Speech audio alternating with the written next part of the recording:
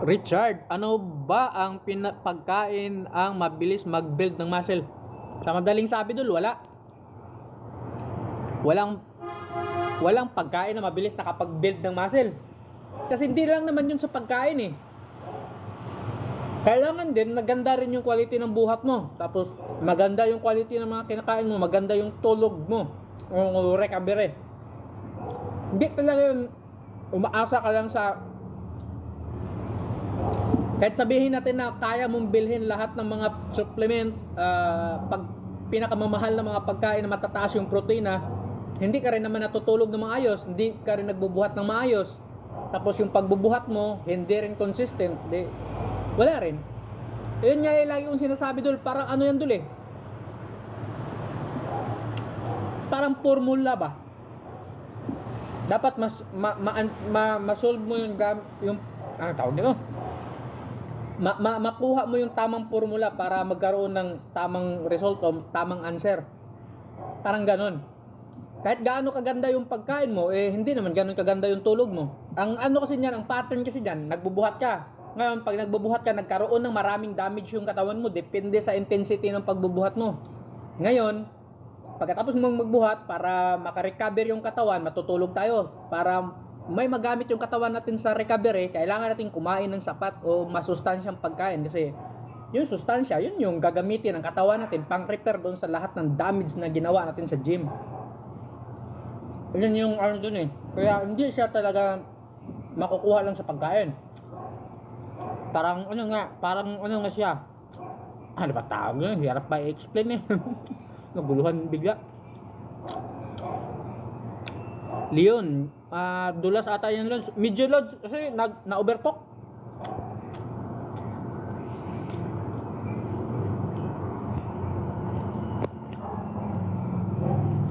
Okra. Yes Dol.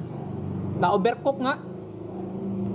Kasi meron kasi, nandito kasi yung mga big boss ko eh, may board meeting eh, kaya pa labok-labok lang ako tingin doon sa niluluto ko. Hindi ko gaano natansya na sumobra pala, overcook.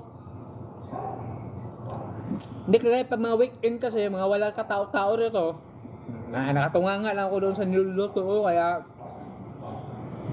nakita mo yung kulay ng talong, okra na, medyo okay na, subukan mo na hindi pa ganun kalambot, pwede na. Ano yun na kasi dito yung mga big boss ko eh.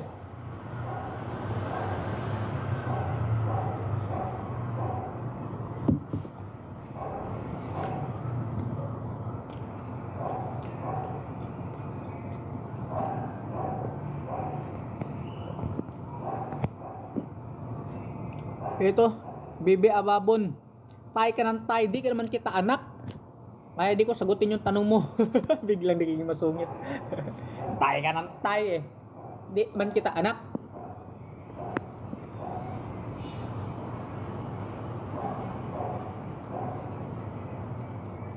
King Ernesto, patingin niya ng muscle mo, 500 likes.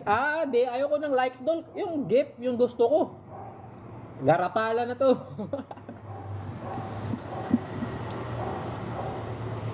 Kasi pag sila pa to, kasi na to.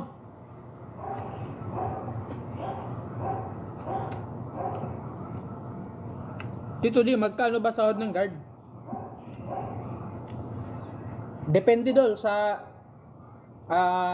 kliyente. Pero ang mga standard, minimum lang din. Pero di ba may mga establishment na hindi ganun siya kalaki yung kinikita, kaya parang ina-allow siya na magpasahod ng below minimum. Pero yung mga malalaking company, mga kilalang company, matik yun, minimum. That's overtime.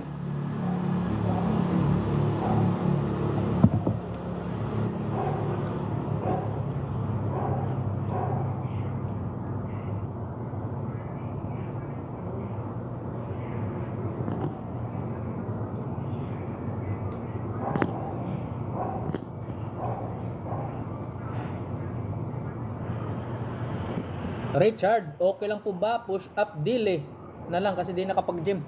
Yun nga dol, di po pwede pag push up lagi. Kasi pag push up ka ng push up, chest at tricep lang yung nagagamit mo. Paano yung recovery? Yun na nga yung sinasabi ko eh. Pag araw-araw kasi hindi makaka-recover yung muscle na yun, yung chest at saka tricep nun. Kasi paulit-ulit mo siyang binubugbog eh, paano siya makaka-recover? Ganito kasi yung explanation ng Dol. Ngayon, ganito yung mga fiber natin sa muscle. Pag wino-workout natin yan, mababatak yan. Yung pagitan yan, yun yung napupunit. Ngayon, para makarecover yan, para manatili yan ganyan, umangat ng ganyan, kailangan ma-repair yan. Pag na-repair yan siya, pagka-repair niya, ganyan na yan. Tapos, pagkalipas ng 24 hours o 72 hours, i-workout mo naman, mabatak na naman yan. Pag na-repair, ganun. Kaya habang tumatagal, palaki ng palaki yung muscle mo. Ngayon, kung paulit-ulit lang, di pa siya makarecover, binubugbog mo naman ulit, o napupunit na naman ulit, yun di ba yung paulit-ulit na yung trabaho mo araw-araw ganun. Tumigas lang yung katawan mo, parang ano ba yung tamang term doon? Parang tumigas lang yung katawan mo, hindi siya nag-build ng hindi siya lumaki. Parang tumigas lang.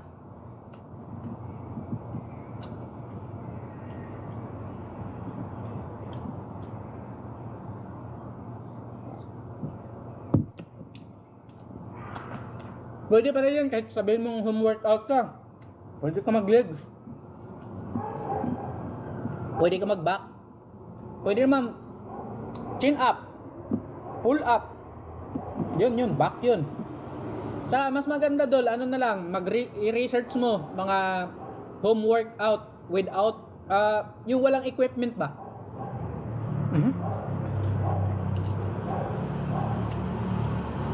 Kasi pagka yun yung mo, para wala kang mga equipment, mag-search ka sa YouTube. Wag mong piliin yung advance mga beginners piliin mo.